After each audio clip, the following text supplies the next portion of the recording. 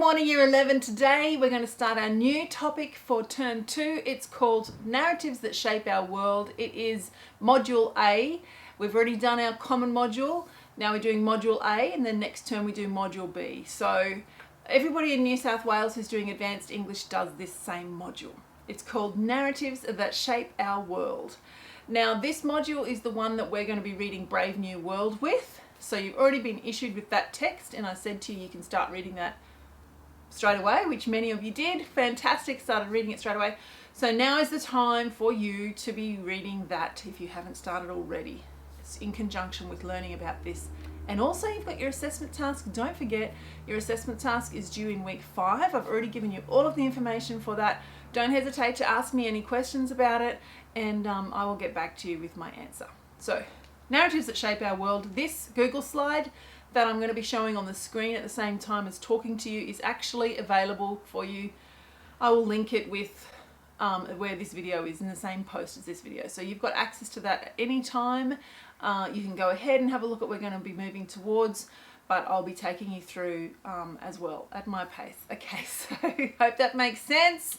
So as with anything, with this new module, we go through what we call our rubric. We don't actually use that word as much anymore. It's technically called the module description, because from that module description, remember, it's really important that you have an understanding of that and that you spend some time absorbing it, all the concepts in it, because that is what we use to create our assessment tasks and to focus us with everything that we do.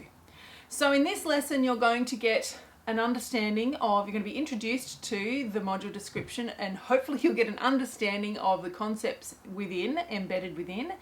Also, you're going to be looking at, so this is the lesson sequence actually, so it's going to go over a couple of lessons. If we were in the classroom, it would take me 2 lessons, maybe even 3 to get through this. This is your lesson sequence for the week. You would also be going to be reading an article about this topic, and you're going to be answering some questions about it so that you can understand the role of narratives in our society and for human beings. Narratives that shape our world. And you can see I've got a beautiful picture of somebody holding the world. It makes me think of that relationship between the world and us, and how we interact with each other in communities, in cultures, and also as individuals, and how the story of us becomes the story of the world, and the story of the world becomes part of our story. So deep. Okay, so in this module, we're just going to read through the module description now, and if we were in class, I would get you to ask me any questions, and I would try to prompt you to think of different things conceptually. It's a little bit difficult to do that here, but of course feel free underneath the post to type any questions that you have. Okay, so in this module, students explore a range of narratives from the past and the contemporary era that illuminate and convey ideas, attitudes, and values. Pause. I forgot to say, if possible, can you please print off, or at least have on the screen, a copy of your module description, because that should be going into your notes for this particular topic. Whether you're using a laptop or whether you're using an English book, you need to have this. And I actually like having the hard copy, because you can grab your highlighter, you can grab a pen, and you can write all around the margin. You can highlight different keywords, and you can see in here that I've used different fonts, some crazy kind of fonts, to make different words and concepts stand out. So as we're going through this, I want you to really think about what those words, that vocab, those concepts mean, and how they relate to the idea of narratives that shape our world in general, okay? And also specifically for you in your context. So we're looking at a text from the past, and then looking at how those concepts and ideas from that particular text can be used in a contemporary setting. And so we're going to be looking at 2 texts, in fact. I've already given you Brave New World. I will issue the other one. It's probably better if I give you that at school. And just looking at how the concepts from those 2 texts translate into the 2 different contexts, and how stories are retold and how they're received differently in the different eras. Trying to use the words from here. Okay. They, meaning you, the students, consider the powerful role of stories and storytelling as a feature of narrative in past and present societies. Storytelling, as you know, is very, very important, especially for cultural identity. And I was thinking about this, and I was thinking about how in our lives, we have family stories, you have stories of faith, you have stories of other areas of society where you belong.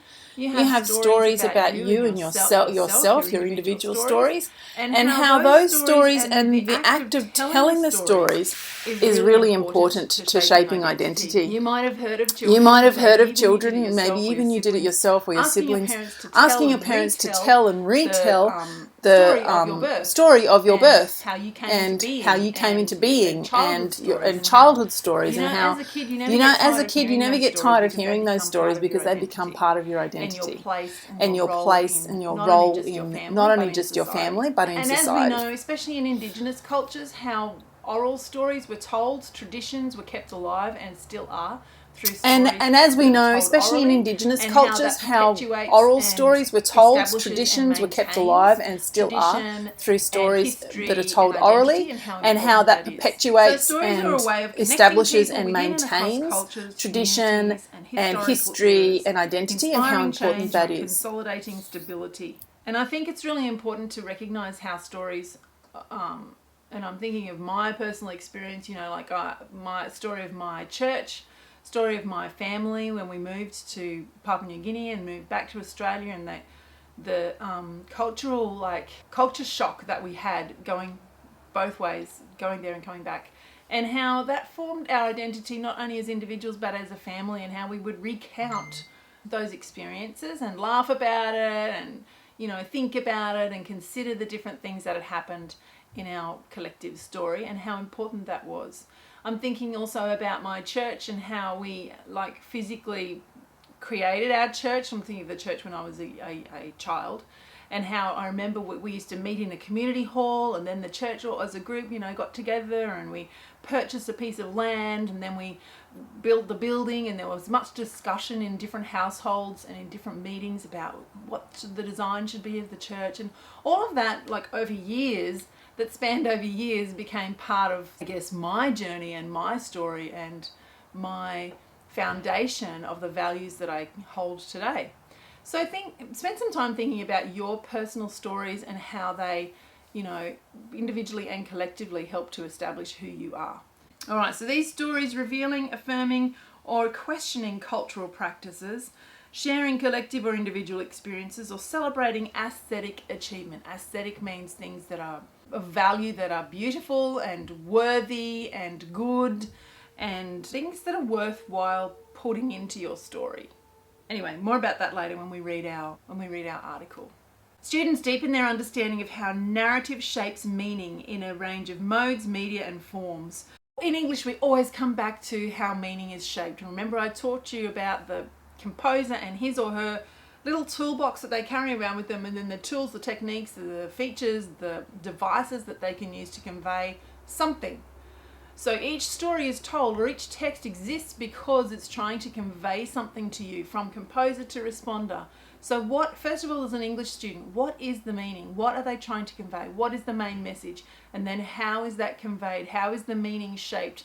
That's your job as a student of English, is to know those things and to be able to explore those things and to respond appropriately and articulate and analyze all of the things that we've talked about. So I want to just pause a little bit. We didn't really talk much about narrative and how that is different. We talked a little bit, actually, we did last term in our reading to write unit, and what makes something a narrative, and how we went way back to primary school and thought about how the different text types and how you had to write in those different ways, and what needs to be, what the components of a narrative are, what needs to be in something to make it a story. You've got to have orientation, complication, characters. In events have to happen. If events don't happen, it's not actually a story, it's more of a description. Descriptions are in stories. Stories are more than a description. How meaning is shaped, and then how we can have stories in different forms, in different modes, in different media. It's not just a story in a book. It's not just a story that's told orally. It can be a story on film. It can be a story through a digital means. It can be a story in all of the different modes and media. So try not to have your view of storytelling or narrative too narrow. Make sure that you include all of those things. And how it influences the way that individuals and communities understand and represent themselves. And when you go ahead and read the article, which is coming up soon, you will see that as human beings, as individuals, we kind of cherry pick what we want to be in our personal story, and what we decide to tell others can be very indicative of what we value and who we are. So that's something to keep in mind for a little bit later. Students analyse and evaluate one or more. So I've told you the first one is going to be Brave New World, which I hope you've started reading. If you haven't, go ahead and start now. Print, digital and/or multimodal texts to explore how narratives are shaped by the context and values of composers. And obviously, as you know, composers are authors, poets, playwrights, directors, designers and more. And responders are alike. So you're the responder, responding to something that the composer has composed, created, shaped, and the context is really important. So I might actually include a link to a video about what context is.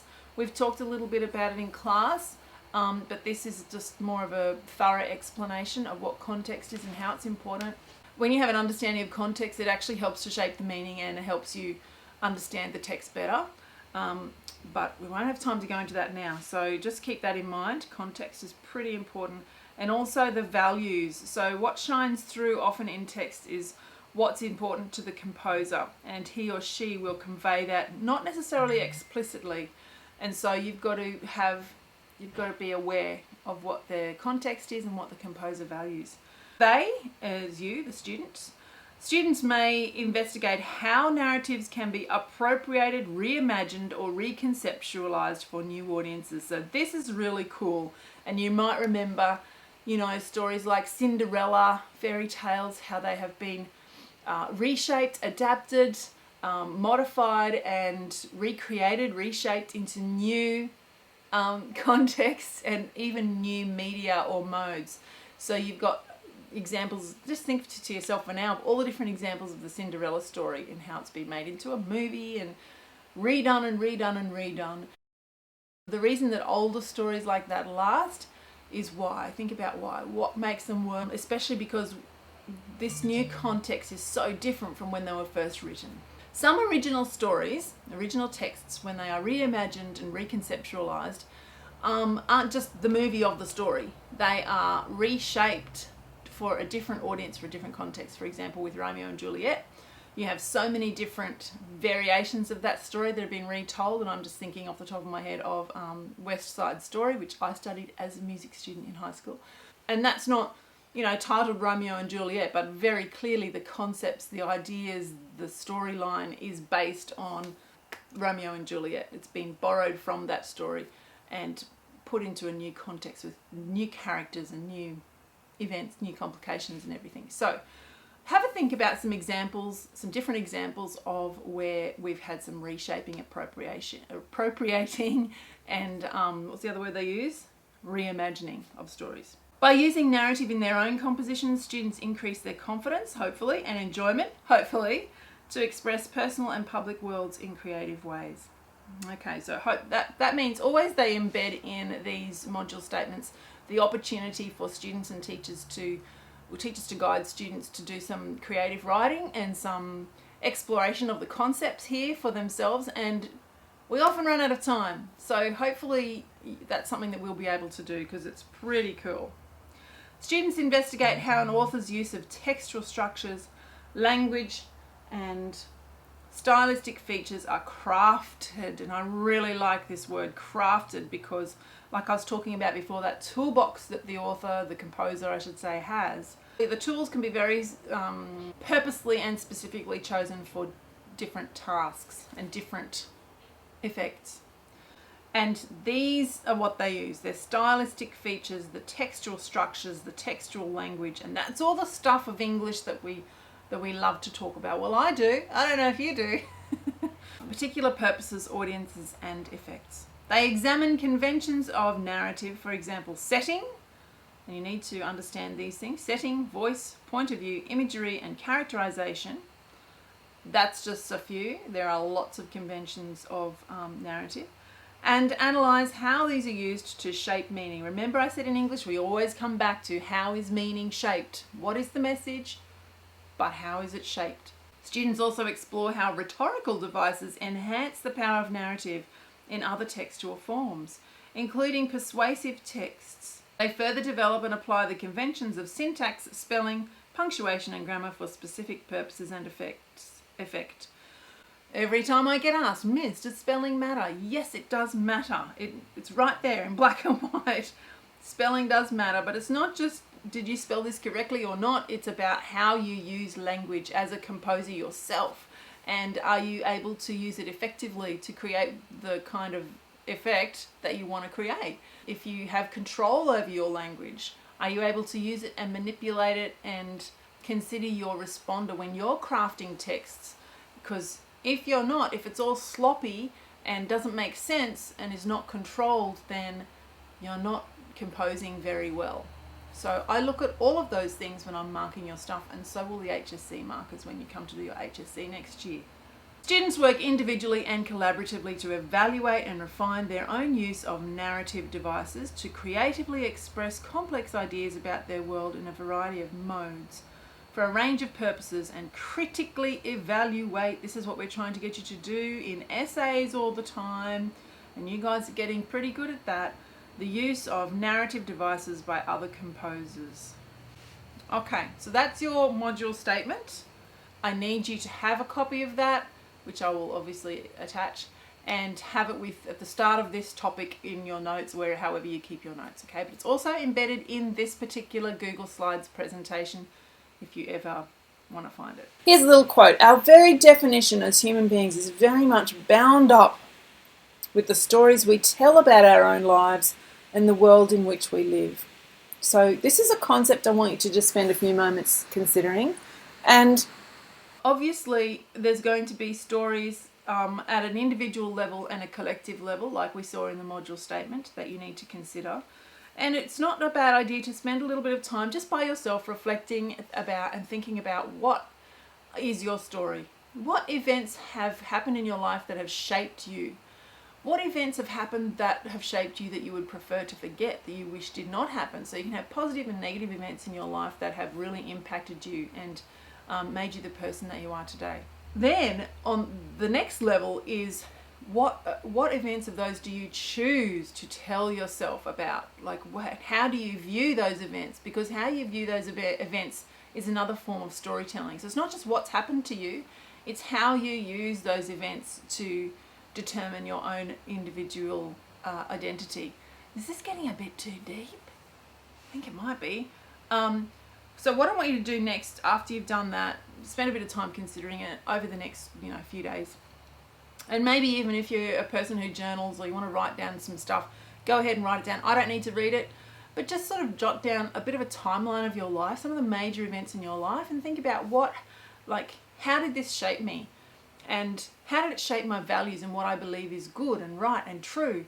And how do I tell my story? Which of these events do I choose to let other people know about? And then think about why. Why do I omit some things? Why do I keep some things? And what does it say about me, I suppose? It'll be a fun, interesting exercise to do. But also what you must do is to read this article, which is linked here. It's called The 2 Types of Stories We Tell About Ourselves. And basically it's a really interesting article. It has quite a few ideas in there, which you're going to look at when you do your Google form thing. And some of the ideas that are presented is basically it's a psychology type article. So some psychologists did some studies and found out some interesting things that people do, humans do, when it comes to their stories, what happened in their lives, and what they choose to keep as their narrative identity, why it's important to have a narrative identity, and how humans create this. So I would like you to have a read of that there. Normally in class we would read it together, but I'm not going to read it to you right now because this video is already too long. Again, if it helps you, print it off, highlight different things, because you're going to have questions about it, but you don't have to print it off. It's all up to you and do what works best for you. And then I want you to go and complete the assigned Google quiz, which relates to that article, I should say, and then that is your work for week 1. Don't forget to work on your assessment task as well, and to be reading Brave New World. Hope it makes sense. don't forget to put a question for me if you don't understand something or if you need clarification. And I will see you next week for week 2.